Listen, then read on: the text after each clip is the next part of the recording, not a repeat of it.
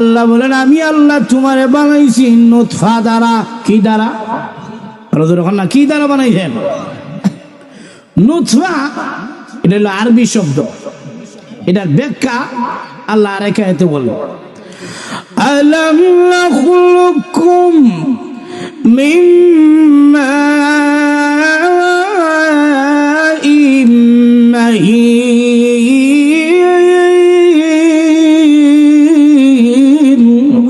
আল্লাহু আকবার।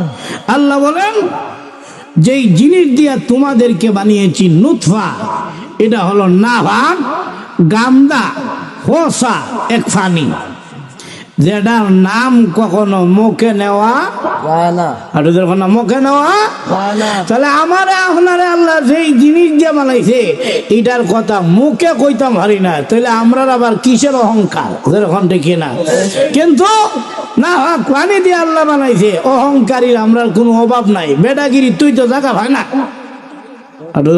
দেখি না পেটটা হুলাইয়া হালে না, পেটের বোটটা দেখায় বেটাগিরিটা দেখায়। কই তুই আমার চিন? বলে আপনি কে? বলে আমি তো চৌধুরী করো চৌধুরী। বলে আর কি? বলে আমিও চেয়ারম্যান, আমার বাবাও চেয়ারম্যান, আমার দাদাও চেয়ারম্যান, আমার ফর দাদাও চেয়ারম্যান। কুজ্জা গিয়া দেখা যায় সুরের হোর। এখন দেখি না অহংকারী করে, অথচ অহংকার করা মালিক হলেন একমাত্র আল্লাহ, যিনি আমারে বানাইছেন, যার হাতের সবকিছু। তাবারাকাল্লাযী বিয়াদিহিল মুলক, যিনি হলেন সর্বপ্রমত্বের মালিক, যিনি আমার মালিক, যিনি আপনার মালিক, যিনি আমাদের সবার মালিক, যিনি আসমানের মালিক, যিনি জমিনের মালিক।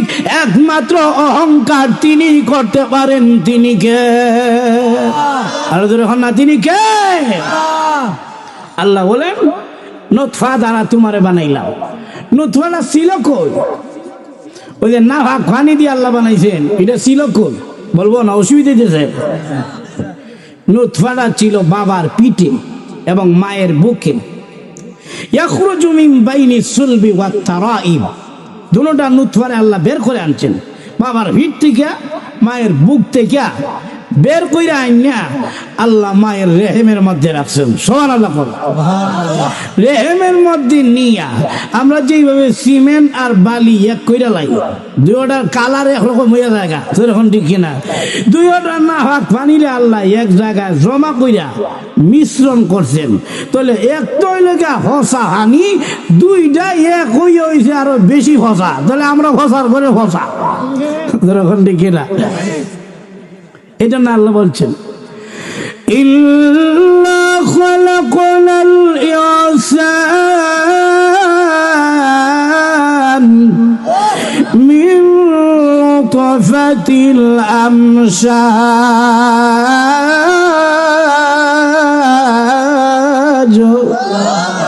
আল্লাহ বলেন আমি আল্লাহ তোমাদেরকে মিশ্রিত নুতফা দ্বারা আমি আল্লাহ তৈরি করেছি।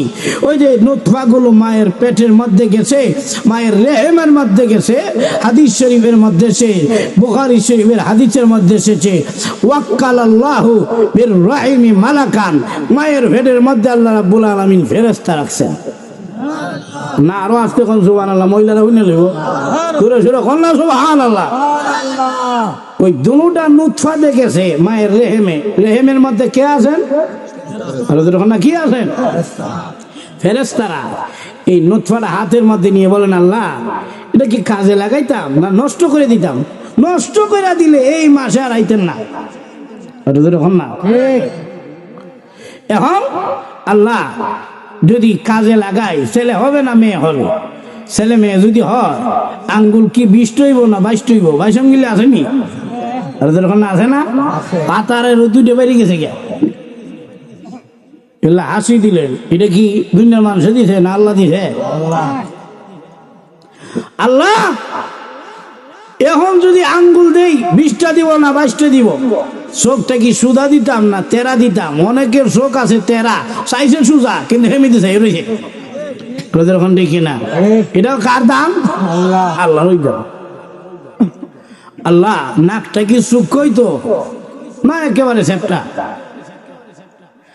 আল্লাহ বলেন ফেরেশতারা ছেলে হবে না মেয়ে হবে, কাজে লাগাইবা না নষ্ট করে দিবা। আঙ্গুল কি 20টা হবে না 22টা হবে? সব কি সোজা হবে নাকি সেন্টারে একটু লাড়ায় ছাড়াই দিবা? আমি আল্লাহ নতুন করে বলার প্রয়োজন নাই। হে মার ফেটে যাওয়ার 50,000 বছর আগে আমি আল্লাহর একটা বোর্ড আছে লোহে মাহফুজ, সেখানের মধ্যে তার ছবি আকৃতি আছে।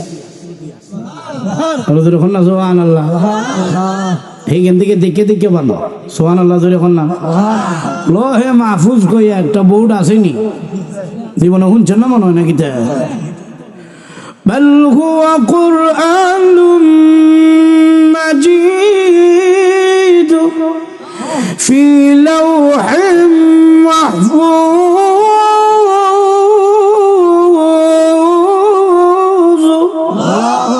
লোহে মাহফুজ কইয়া একটা বোর্ড আছে কিনা? নাই, আছে।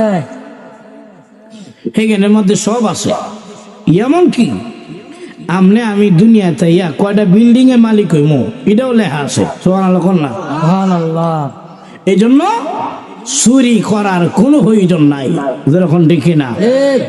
কপালে যদি গাড়ি বাড়ি থাকে হবেই, কপালে যদি বিল্ডিং থাকে বিল্ডিং এর মালিক হবে নই, কপালে যদি দোকান থাকে দোকানের মালিক হবে নই, আর কপালে যদি গাড়ি বাড়ি বিল্ডিং না থাকে মৃত্যুর আগ পর্যন্ত চুরি করতে পারবেন, কিন্তু গড়ের উপরের সাল লাগাইতে পারতেন না। কেন? কপালে নাই, যেরকম ঠিক না। তো সব আছে এই লোহে মাহফুজের মধ্যে। এমন কি রাসূল বলেন আমার কত উম্মত আছে সবার ছবি সেখানে আছে। আরো আসতে কোন সুবহানাল্লাহ, সুবহানাল্লাহ। ওয়া কুল্লা শাইইন আহসাইনাহু ফি ইমামিন মুবিন। ফি ইমামিন মুবিন আয় ফি কিতাবিন মুবিন, কিতাবের মধ্যে সব সংরক্ষিত, কিছু বাকি নাই। এই আয়াতের ব্যাখ্যায় রিয়াজুস সালিহিনের মধ্যে হাদিস এনেছেন এবং তাফসীরে ইবনে কাসিরের মধ্যে হাদিস এনেছেন। রাসূল বলেন কিয়ামত পর্যন্ত আমার কত উম্মত হবে মহান আল্লাহ রাব্বুল আলামিন আমাকে আগেই দেখাই দিয়েছেন। সুবহানাল্লাহ। ঘটনা কোন জায়গায় ঘটছে উল্লেখ নাই, মেরাজেও হতে পারে স্বপ্ন যুগে হতে পারে। আল্লাহ রাসূল বলেন আমি তাকায় দেখি কোন কোন নবী আসতেছেন উম্মত নিয়ে আমার সাথে দেখা করার জন্য। কারোর সাথে 100 জন উম্মত, নবী আগে উম্মত পিছনে। কারোর সাথে 80 জন উম্মত, নবী আগে উম্মত পিছনে। রাসূল বলেন কোন নবী 40 জন উম্মত, কোন নবী 20 জন উম্মত, কোন নবী তাকায় দেখি 7 জন, কোন নবী 1 জন, কোন নবীর নাই জন, মানে উম্মতই নাই।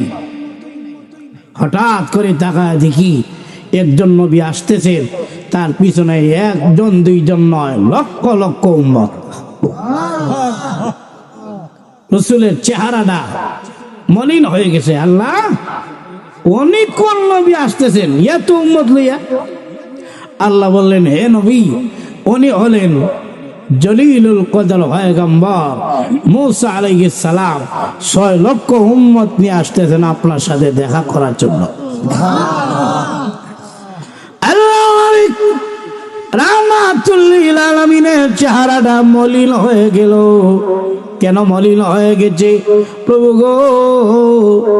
তাহলে বোঝা যায় মুসা নবীর যদি 6 লক্ষ উম্মত হয়, এত উম্মত হয়, কিয়ামতের মাঠে উম্মতের বেলায় আমি মনে হয় পিছনে পড়ে যাব। আল্লাহ মনে হয় কিয়ামতের মাঠে এত উম্মত আমার হবে না। উম্মতের বেলায় মুসা নবী মনে হয় মর্যাদা হয়ে যায়, অনির মনে হয় মর্যাদা বেড়ে যাবে। আল্লাহ এত উম্মত তো আমার হবে না।